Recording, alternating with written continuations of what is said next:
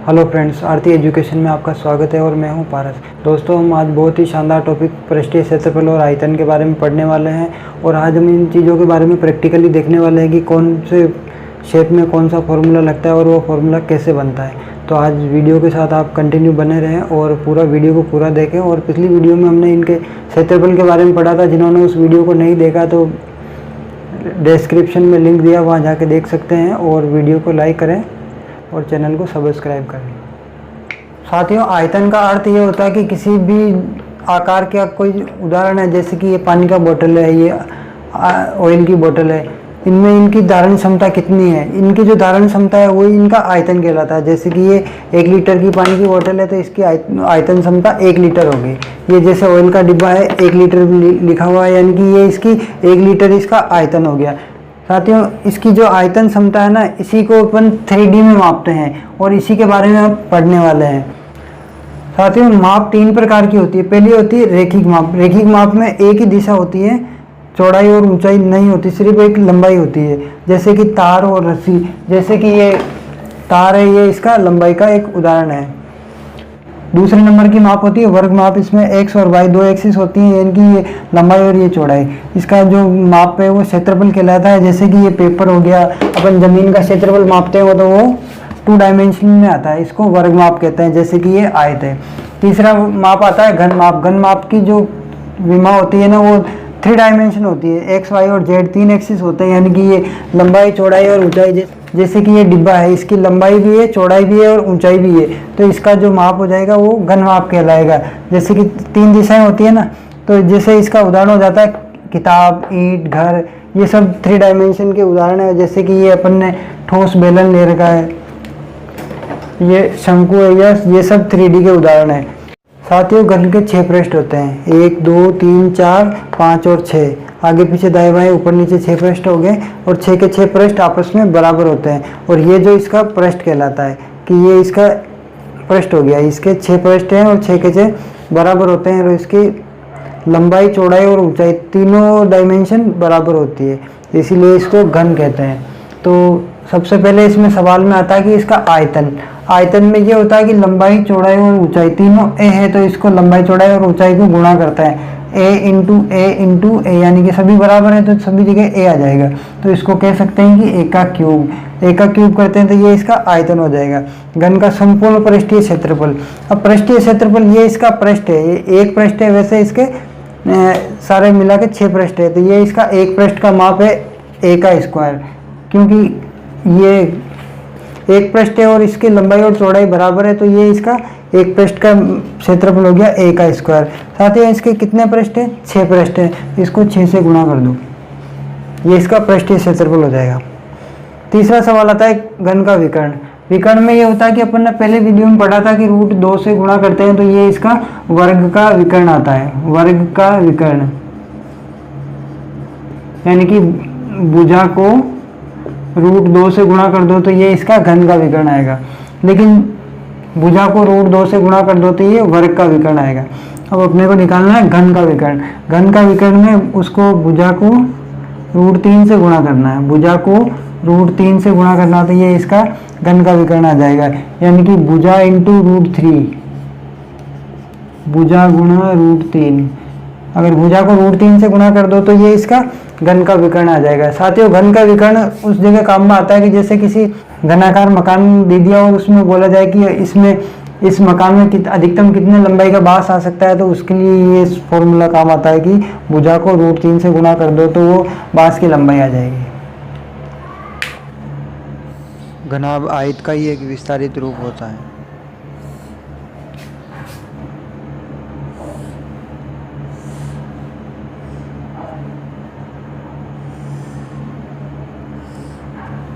ये बन गया घनाभ। घनाभ के जैसे अपने घन के 6 पृष्ठ होते हैं, उसी प्रकार इसमें भी 6 पृष्ठ होते हैं, लेकिन इनकी लंबाई चौड़ाई और ऊंचाई अलग अलग आती है। ये इसकी लंबाई होगी, ये चौड़ाई होगी और ये इसकी ऊंचाई होगी।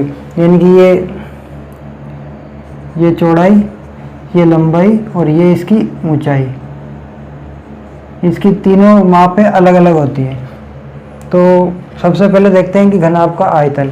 आयतन में ये होता है कि लंबाई, चौड़ाई और ऊंचाई तीनों को आपस में गुणा कर दो तो ये इसके आयतन आ जाएगा। साथियों इसके अंदर एक चीज़ आपको बताना चाहूँगा कि जब किसी भी अपन आकार का क्षेत्रफल निकाल लेते हैं, यानी कि जैसे अपन ने इसका क्षेत्रफल निकाल लिया, क्षेत्रफल निकालने का मतलब यह है कि अपन ने दो दिशाओं को आपस में मल्टीप्लाई कर दिया है, एक्स और वाई को। अब इसको ये वाला क्षेत्रफल निकल गया, अब इसको तीसरी भुजा से अगर गुणा कर दिया ना जेड एक्सिस से, तो ये इसका आयतन कहलाएगा। जैसे अपन ने क्षेत्रफल को निकाल लिया तो वो दो दिशा हो गई, दो दिशा को तीसरी दिशा से मल्टीप्लाई कर रहे हैं, दो दिशा हो गई, ये चौड़ाई और ये ऊंचाई, इसको तीसरी दिशा से मल्टीप्लाई करेंगे तो ये इसका आयतन हो जाएगा। तो ये इसका लंबाई चौड़ाई और ऊंचाई, लंबाई इंटू चौड़ाई इंटू ऊंचाई।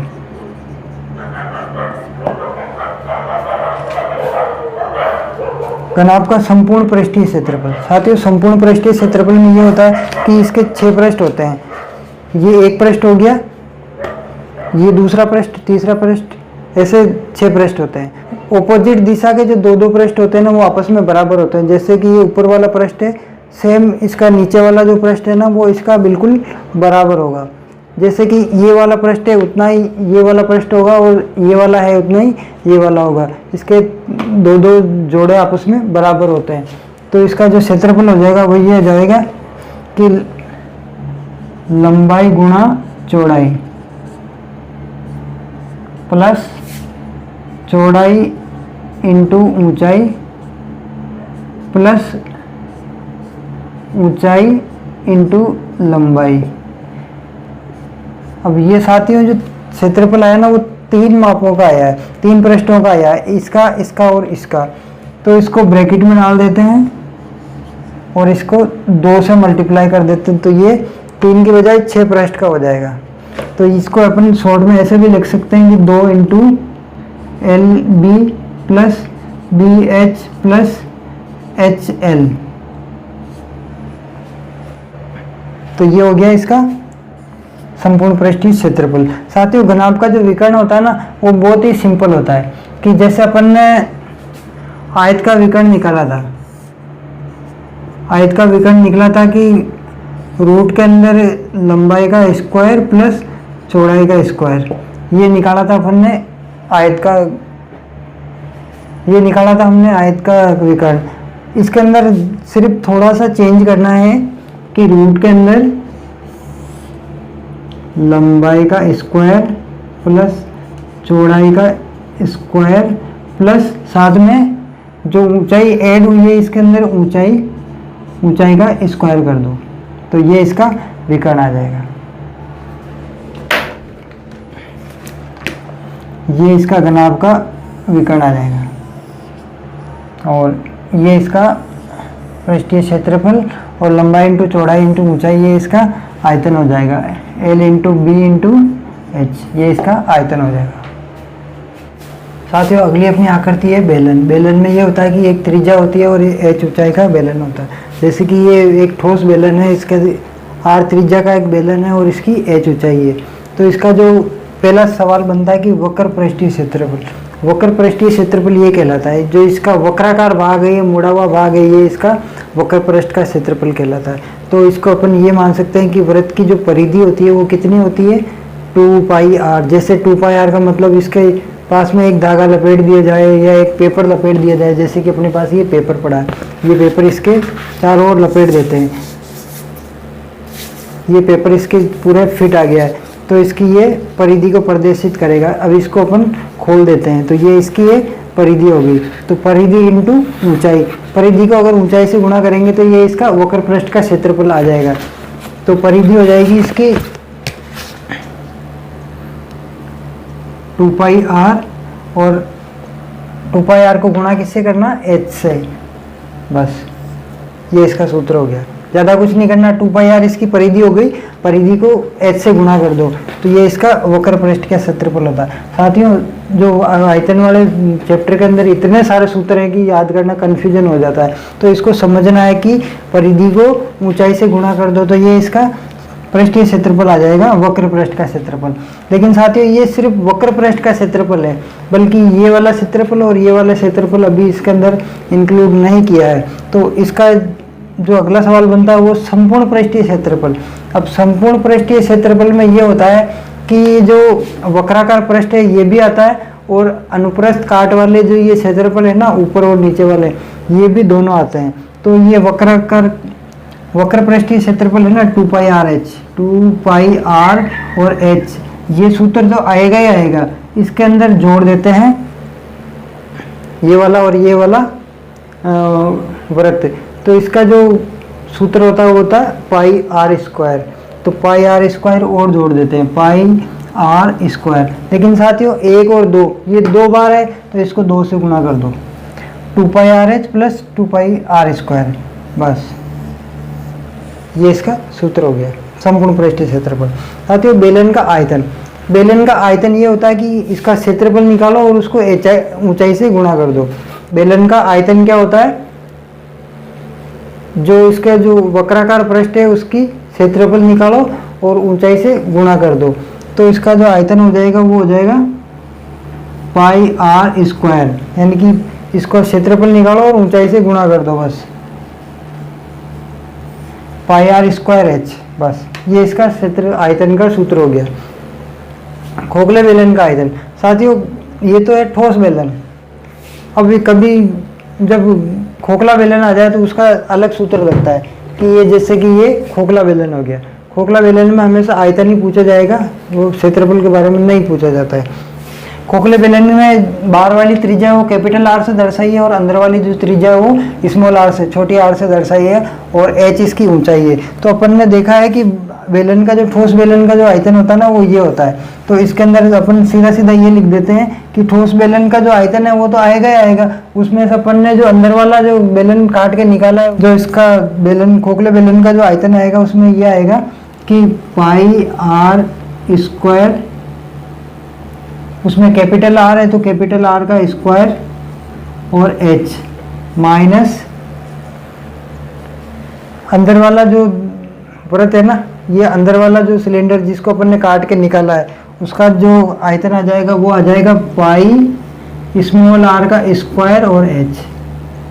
अब इसके अंदर पाई और h कॉमन है तो अपन ने बाहर निकाल लिया, πh कॉमन है तो बाहर निकाल लिया, बड़े वाले आर का स्क्वायर माइनस छोटे वाले आर का स्क्वायर। तो ये इसका खोखले बेलन का आयतन आ गया। अपनी जो अगली आकृति आती है वो गोला, जैसे कि एक गोला दिख रहा है, इसका आर त्रिज्या का एक गोला है।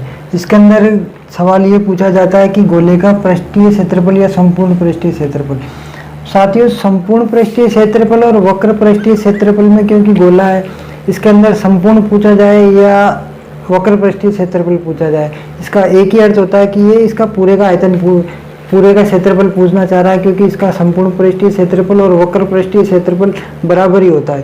तो इसका जो संपूर्ण पृष्ठीय क्षेत्रफल निकालने के लिए ये विधि काम में लेते हैं कि ये जो आर त्रिज्या है, इसकी आर त्रिज्या का अपन ने एक गोला बनाते हैं। आर त्रिज्या का ये अपन ने एक वृत्त बना लिया, इसके सेम जितनी त्रिज्या का ये जो गोला है उतनी त्रिज्या का अपन ने एक वृत्त बना लिया, और वृत्त का जो क्षेत्रफल होता है वो होता है πr²। साथियों अब इसको ये कहना चाहिए कि ये जो क्षेत्रफल है, जैसे किसी इस बॉल को ढकने के लिए अपने को कपड़े की आवश्यकता है, तो कितना कपड़ा लगेगा। ये जो वृत्त का जो क्षेत्रफल है ना πr², इसका ये 4 गुना होता है। कितना गुना होता है? 4 गुना होता है। बस इतना सा फॉर्मूला है। वृत्त के क्षेत्रफल में 4 से गुणा कर दो तो ये गोले का संपूर्ण पृष्ठीय क्षेत्रफल आ जाएगा। तो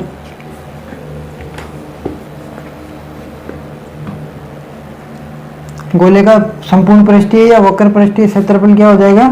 πr², क्योंकि ये πr² किसी वृत्त का क्षेत्रफल है, उसको 4 से गुणा कर दो, क्योंकि इसका ये 4 गुना होता है।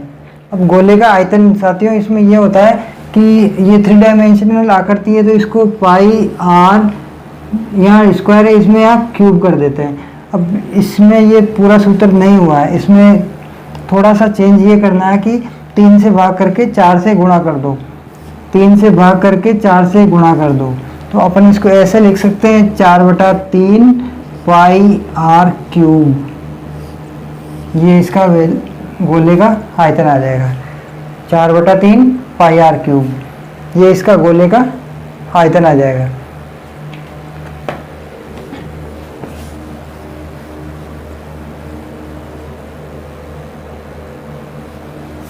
अब साथियों देखिए, ये अपन ने गोले की बात कर ली। अब इसमें अर्ध गोले की देखते हैं। अपन ने इस ठोस गोले को काट के 2 पीस कर दिए इसके। ये हमने इसको आर त्रिज्या के 2 पीस बना दिए काट के।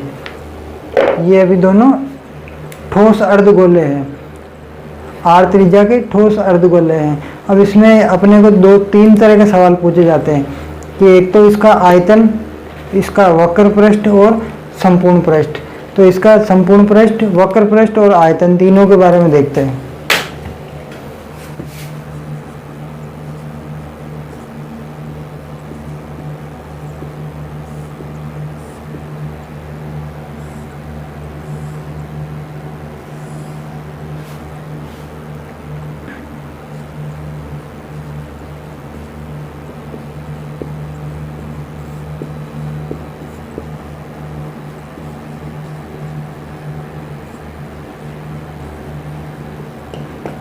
साथियों, अर्धगोले का वक्र पृष्ठीय क्षेत्रफल ये वाला होता है। जो वक्राकार भाग है ये इसका वक्र पृष्ठ का क्षेत्रफल कहलाएगा। इसमें ये वाला क्षेत्रफल अभी नहीं जोड़ रहे अपन, वक्राकार ये क्षेत्रफल कहलाएगा। तो साथियों हमने देखा था कि जो पूरा गोला है, पूरा गोले में इसका जो मान था वो 4 पाई आर स्क्वायर था। कितना था?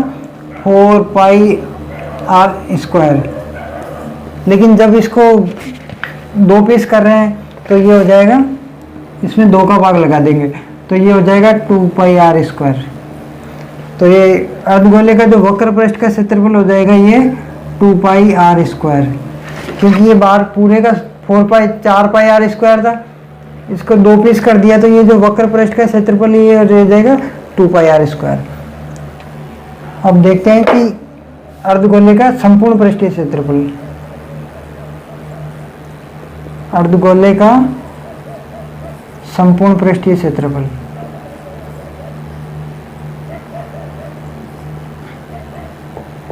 साथियों संपूर्ण पृष्ठीय क्षेत्रफल में ये भी आएगा वक्राकार और या ये इसका ये क्षेत्रफल भी आएगा। तो ये क्षेत्रफल तो आएगा ही आएगा 2 पाई आर स्क्वायर प्लस ये वाला जो क्षेत्रफल है इसका ये हो जाएगा pi r square, pi r square. तो ये 2 पाई आर स्क्वायर, तो पहले ये 1 पाई आर स्क्वायर और जुड़ गया तो इसका मान हो जाएगा 3 pi r square, 3 pi r square. ये हो जाएगा अर्धगोले का संपूर्ण पृष्ठीय क्षेत्रफल। तो साथियों अर्धगोले के अंदर वक्र पृष्ठ का क्षेत्रफल पूछे तो ये हो जाएगा 2 पाई आर स्क्वायर और संपूर्ण पृष्ठ पूछे तो ये वाला हिस्सा भी इसमें जुड़ जाता है तो इसको बोलेंगे 3 पाई आर स्क्वायर। अब आते हैं कि वह अर्धगोले का आयतन।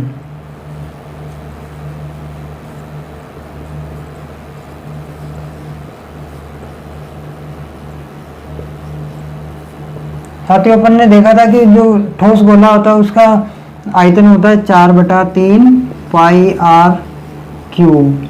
अब इसमें गोले को हमने काट के आधा कर दिया है तो आयतन भी आधा हो जाएगा, यानी कि 2 टुकड़े हो जाएंगे। तो इसमें 2 का भाग लगा देते हैं, या ये कह सकते हैं कि अपन इसमें 2 का भाग लगा रहे हैं। तो 2 से काटते हैं तो ये 2, तो ये हो जाएगा 2/3 पाई आर क्यूब। ये अर्धगोले का आयतन हो जाएगा। साथियों इसको मैंने एक छोटी बॉल के द्वारा भी समझाया है कि जैसे ये आर त्रिज्या की ये अर्धगोला है, इसको पहले हमने संपूर्ण ठोस गोले के रूप में दिखाया था। तो ये एक पेपर लिया हमने, जब इसको यहाँ से इसके नाप का जो 4 वृत्त बनाए, 1 2 3 और 4 वृत्त बनाए। अब इनको काट के इसके ऊपर इसको पूरी बॉल को ढकने का प्रयास करते हैं ना, तो इसके लिए ये 4 वृत्त चाहिए होते हैं जब ये पूरी बॉल ढकती है। तो इसी प्रकार हमने इसको सूत्र इसी प्रकार बनाया है कि 4 पाई आर स्क्वायर, यानी कि इसको आधे हिस्से के वक्र पृष्ठ को ढकने के लिए 2 वृत्तों की जरूरत होगी, इसीलिए इसको वक्राकार पृष्ठ को सूत्रफल हमने देखा था कि 2πr²। अगर इसको इधर से भी जोड़ा जाए तो ये 2πr², तो ये वाला हिस्सा हो गया और ये वाला हिस्सा πr², तो ये 3πr² ये हो गया। और अर्धगोले का जो आयतन है वो पूरा आयतन में 2 का भाग लगा दिया, तो ये हो गया 2/3 πr³। हम अगला सवाल देखते हैं कि एक ठोस गोला है जिसके अपन ने काट के 2 टुकड़े कर दिए, यानी कि ये 2 अर्धगोले हो गए। अब 2 अर्धगोले में भी हमने ये एक अर्धगोला है, इसके अंदर का एक वृत्ताकार गोला काट के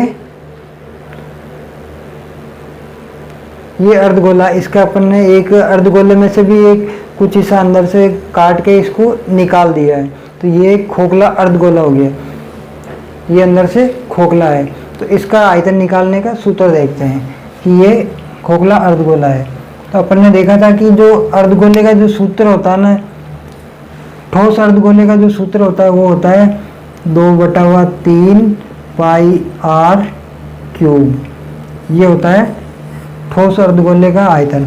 अब अपने को खोखले अर्धगोले का चाहिए, तो इसके लिए अपन ये करते हैं कि 2/3, इसकी अपन ने बाहर वाली जो त्रिज्या है वो बड़ी वाली r रखी है और अंदर वाले की रखा है स्मॉल r।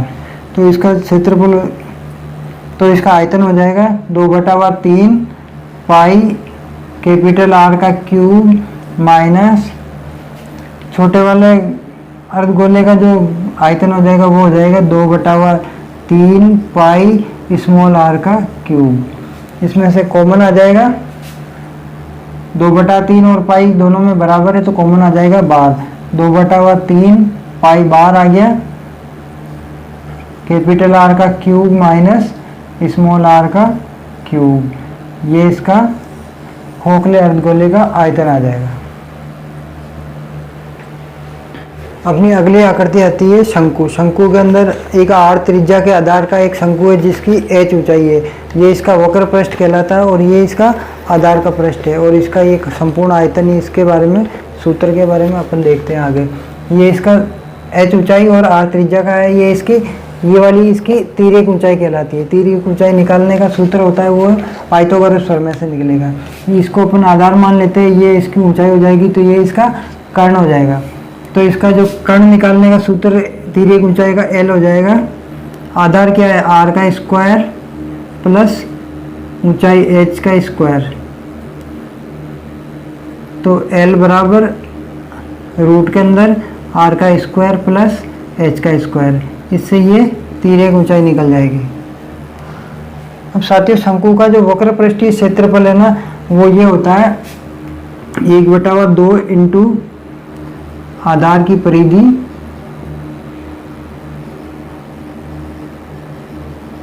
गुणा तिर्यक ऊंचाई।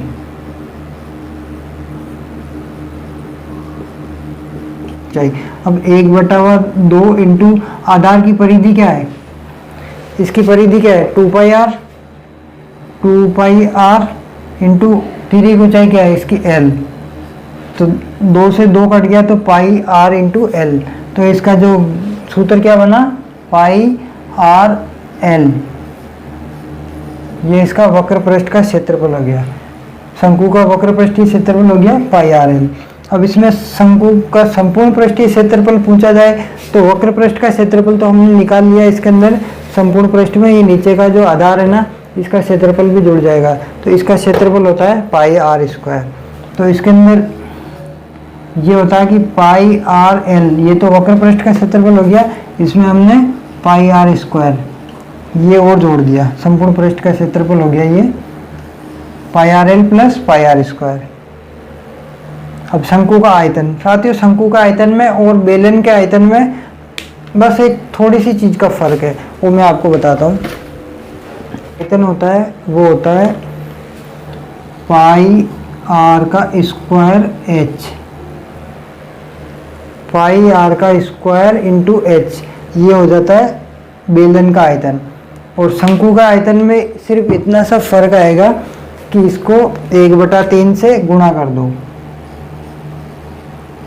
1/3 इंटू पाई r² h, तो ये हो गया शंकु का आयतन।